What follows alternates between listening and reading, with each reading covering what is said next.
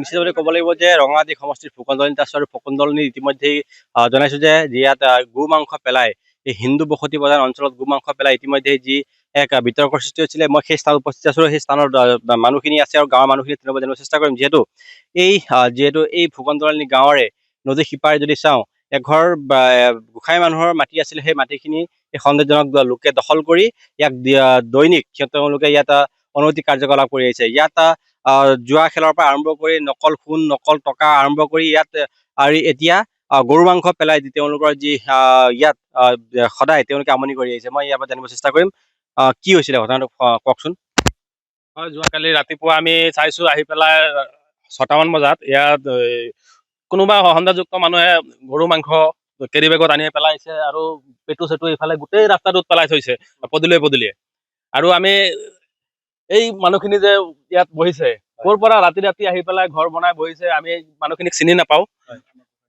আমাৰ ইয়াত এজন গোসাঁই আছিলে, গোসাঁইজন এতিয়া বৰ্তমান ইহঁতে ইয়াৰ পৰা যাবলগীয়া অৱস্থাত হৈ গ'ল। প্ৰায় 20 বছৰমান আগতে ইহঁতি বেংগললৈ গুচি গ'ল। এই মাটিখিনি মানে কি অবৈধভাৱে দখল কৰি সিহঁতি ঘৰ বাৰী বনাই থাকি আছে।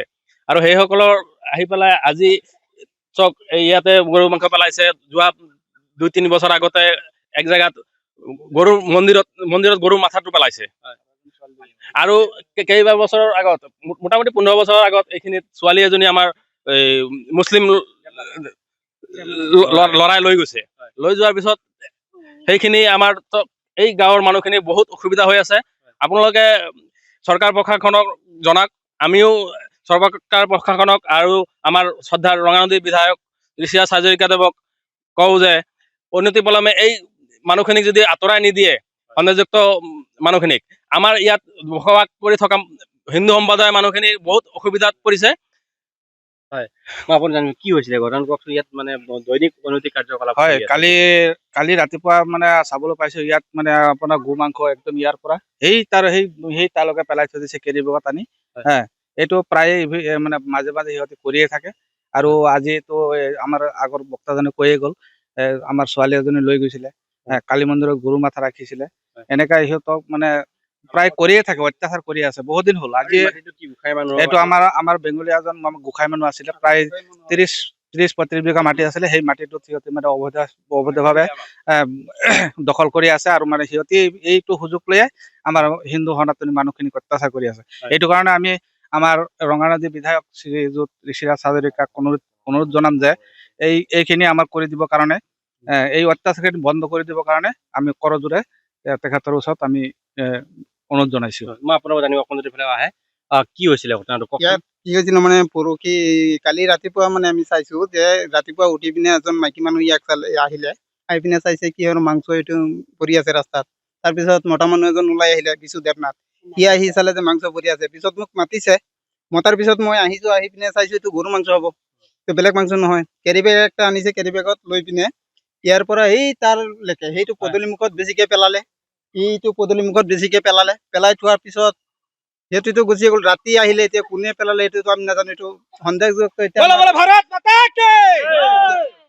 ওচৰত যিকেইটা ওচৰ চপীয়া আছে, ওচৰ চপীয়া এইকেইটা কৰিলে, নহলেতো বেলেগ মানুহ ইয়াৰ সাহস নাই নহয়। দূৰৰ মানুহ আহি যে ইয়াত হেৰি কৰিব, কিবা কৰিব, সেইটো সাহস নাই।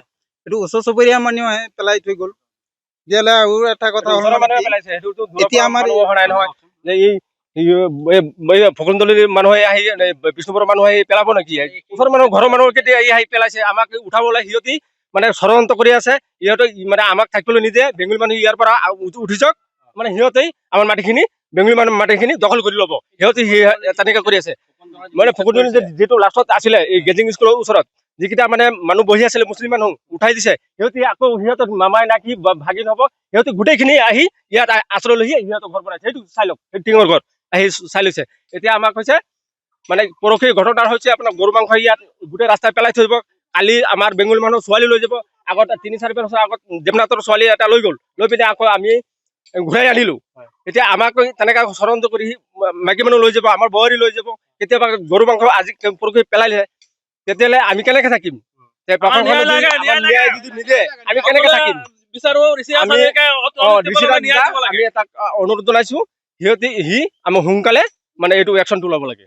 হয়, এটা মই কথা উল্লেখ কৰিছোঁ যে ইয়াত যি ফুকন দলনিত যি উচ্ছেদ কৰিছিলে বাৰিষাৰ পূৰ্বেই তেওঁলোকে লখিমপুৰ জিলা প্ৰশাসনে যি ফুকন দলনিত অবৈধভাৱে দখল কৰি থকা যি চৰকাৰী মাটিত বহি আছিলে সন্দেহজনক লোক তেওঁলোকক উচ্ছেদ কৰিছিলে। উচ্ছেদ কৰা লোক আহি এই স্থানতে কেমেৰাৰ সহযোগে দেখুৱাব যে এই স্থানতে নতুনকৈ ঘৰ সাজি ইয়াত ঘৰ সজা বুলি তেওঁলোকে উল্লেখ কৰিছে। আৰু ইয়াত এঘৰ যে গোসাঁই মানুহ আছিলে সেই গোসাঁই মানুহক তেওঁলোকে অত্যাচাৰ কৰি সেই মাটিখিনি দখল কৰি ইয়াত তেওঁলোকে বসবাস কৰি আহিছে। আৰু প্ৰায় এঘৰ আছিলে, এঘৰৰ পৰা গৈ এতিয়া প্ৰায় 50ৰ ওপৰত মানুহখিনি হ'ল। ক'ৰ পৰা আহিছে তেওঁলোকেও জনা নাই, মানুহখিনি ক'ৰ সন্দেহজনক ক'ৰ পৰা আহিছে এওঁলোকে জনা নাই। মই আপোনাক জানিম এই মানুহখিনি যে এই মানুহখিনি ক'ৰ কেতিয়া পৰা আহিল? ক'ৰ পৰা আহিল? এই মানুহখিনি আজি 10 বছৰ 12 বছৰ মান হ'ব, 10-12 বছৰ আগত আহিলে। কিন্তু ক'ৰ পৰা আহিলে আমিও ভালকে চিনি নাপাওঁ। হয়। এয়া এঘৰ মানুহ আছে, ই ক'ৰ পৰা উঠি আহিলে এইটো আমি চিনিয়ে নাপাওঁ আজিলৈকে। নদীটো ঘূৰাইছে বুলি কৈছে। নদীটো ঘূৰাইছে মানে এইটো নদীটো সেইপিনে আগত সেইপিনে আছিলে, আৰু এতিয়া নৈৰ মাজত চৰকাৰী মাটিত বেদখল কৰি সিহঁতি ঘৰ বনাই উঠাই ৰাখিছে। এই আগত চালে নহয় এটা ঘৰ, সেইটো ঘৰ বনালে আৰু এটা ঘৰ এইপিনে আছে যে এইটো চৰকাৰী মাটি হয়তো। আৰু এই মাটিটো যে কৈছে গোহাঁই মাটি, এইটো গোহাঁই মাটি আছিলে সত্য, কিন্তু গোহাঁই মাটিটো বেছি থৈ গ'ল। গোহাঁই চবৰে হেৰি আছে, এই কাগজ পত্ৰ আছে, বা আজি আমি মাটি লোৱা বহুত দিন হৈ গ'ল। এতিয়া সিহঁতক মানে উঠাই এতিয়া আমি দিলে। যি মাটি কিনি লৈছো সেই মানুহকেইটাতো এই গোসাঁই নামত আছিলে মাটিটো আছিলে।